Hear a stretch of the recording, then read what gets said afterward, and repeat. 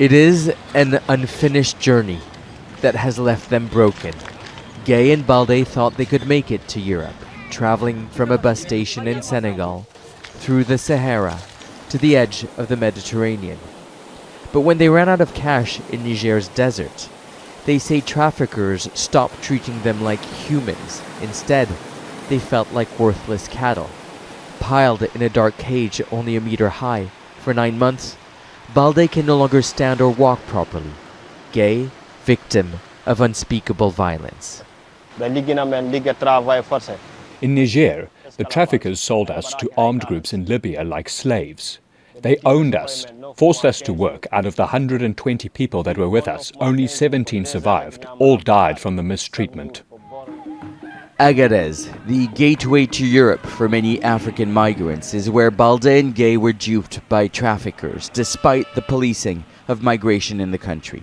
To stop what Europeans perceive as an unstoppable flow of Africans, the EU pressured Niger into making the traffic of migrants illegal.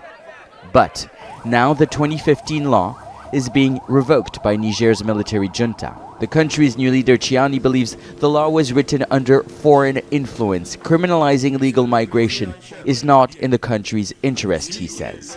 The announcement comes as a relief to convicted trafficker Hami Hamza.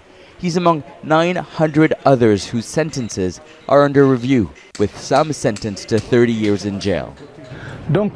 We had nothing to gain from the law. Those African migrants wanting to go to Europe bring money to the region of Agadez, so we are looking forward to starting the trade again.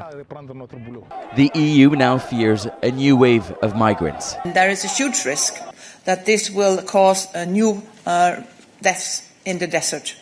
That's the most concerning thing, but that will also probably mean more people coming to Libya, for example, and then maybe also trying to cross the Mediterranean to the EU. According to the UN, human trafficking to Europe is a $6 billion a year criminal activity, thriving on teens and young men like Balde and Issa. Despite the humiliation, abuse, and suffering, they are willing to attempt the journey to Europe again, in search for what they hope will be a dignified life. Nicolas, Haque, Al Jazeera, Dakar. Make sure to subscribe to our channel to get the latest news from Al Jazeera.